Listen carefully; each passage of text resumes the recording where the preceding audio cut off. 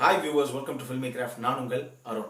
தரமான உலக திரைப்படங்களோட வரிசையில் இந்த எபிசோடு நம்ம பார்க்க போகிற படம் 2014 ஒரு south Korean comedy cum emotional டிராமாவாக ரிலீஸ் ஆன மிஸ் கிரானி. இப்போ இந்த படத்துடைய ஒன்லைனர் என்ன அப்படின்னு நம்ம பார்த்தலாம். 74 வயசாகிற படத்துடைய கதாநாயகி அவங்களுடைய வாழ்க்கையில ஒரு அரிய வாய்ப்பாக திருப்பி 20 வயசுக்கு போகக்கூடிய ஒரு வாய்ப்பு கிடைக்குது.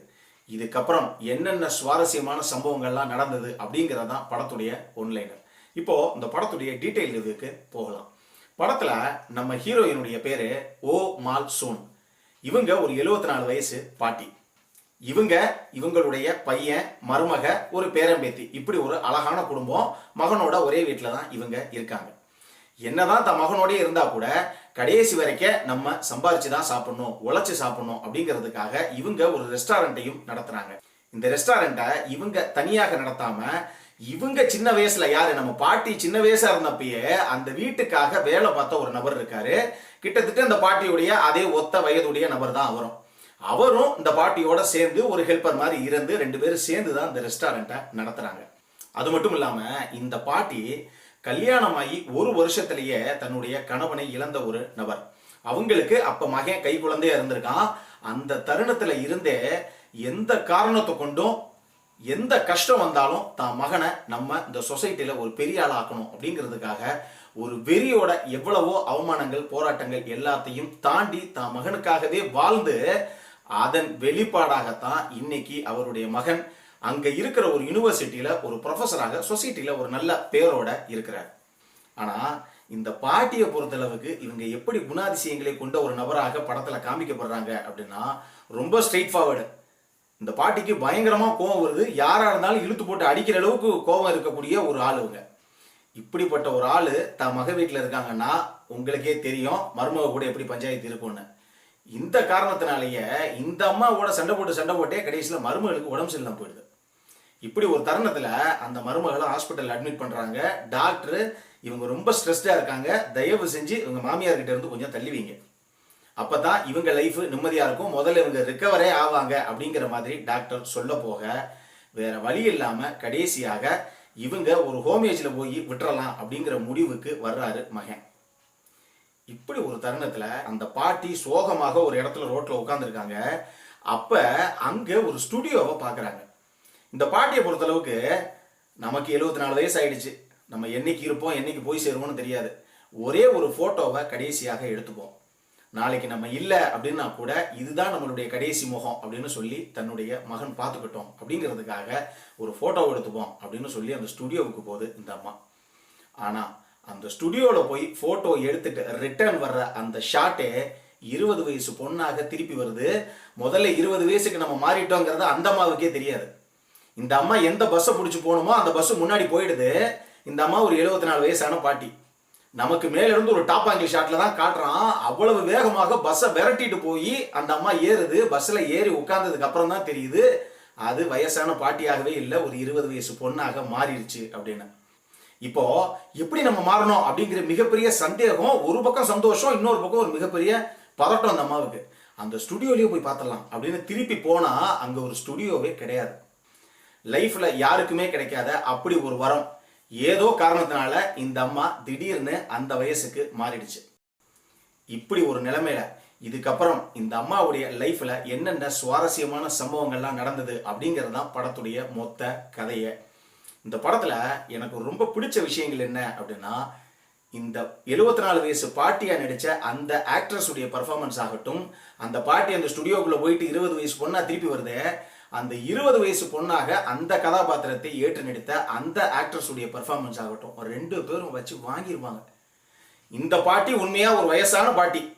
அப்படி இருக்கும்போது இந்த மாதிரி ஒருத்தர் இழுத்து போட்டு அடிக்கணும் அப்படிங்கறதெல்லாம் அந்த வயசுல ரொம்ப கஷ்டம்.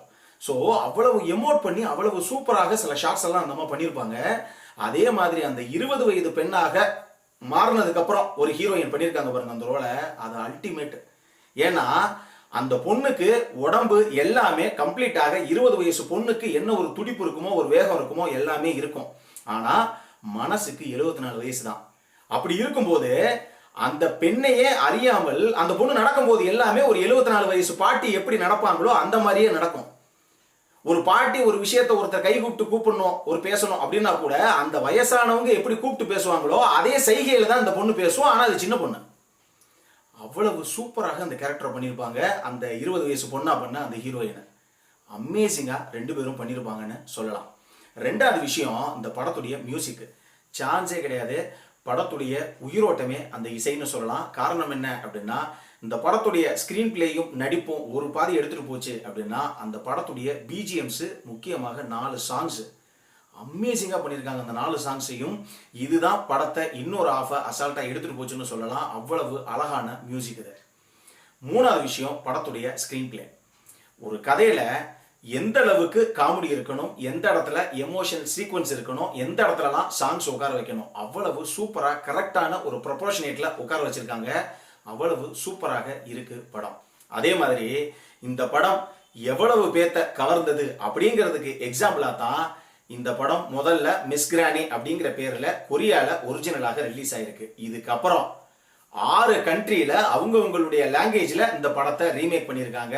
உதாரணத்துக்கு பாத்தீங்கன்னா சைனால, பிலிப்பைன்ஸ்ல, தாய்லாந்துல, ஜப்பான்ல அப்படின்னு கிட்டத்தட்ட ஏசியா கான்டினென்ட்டுக்குள்ள இருக்க அவ்வளவு கண்ட்ரிலையும் அவங்களுடைய லாங்குவேஜ்ல ரீமேக் பண்ணியிருக்காங்க. எல்லா இடத்துலையுமே பெரிய வரவேற்பை பெற்றிருக்குது இந்த படம்.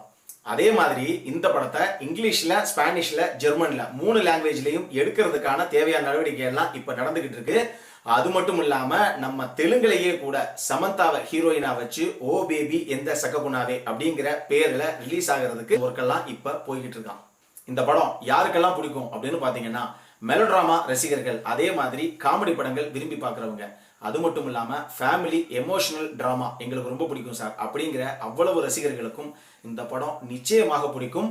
பட் ஒரே ஒரு விஷயம், இந்த படத்துல ஒரு சின்ன ஸ்லோனஸ் இருக்கும். பட் அந்த ஸ்லோனஸ் தான் இந்த படத்திற்கு அழகு. அடல்ட் கண்டென்ட்டை பொறுத்தளவுக்கு இந்த படத்துல எந்த விதமான அடல்ட் கண்டென்ட்டும் கிடையாது. நிச்சயமாக 2 மணி நேரம் ஸ்டார்டிங்ல இருந்து எண்டிங் வரைக்கும் பொறுமையா உட்கார்ந்து பாத்தீங்க அப்படின்னா ஒரு நல்ல படத்தை பார்த்தோம் அப்படிங்கிற ஒரு மனசு நெகிழ்ந்த அந்த ஒரு உணர்வு நிச்சயம் உங்களுக்கு வரும். இந்த படத்துக்கு ஃபில்மி கிராஃப்ட் கொடுக்கக்கூடிய ரேட்டிங் 7.75 அவுட் ஆஃப் 10. இப்போ நம்மளுடைய அடுத்த செக்மெண்டான இன்ட்ரெஸ்டிங் ஃபேக்ட்ஸ் பொறுத்த மூவிக்கு போகலாம்.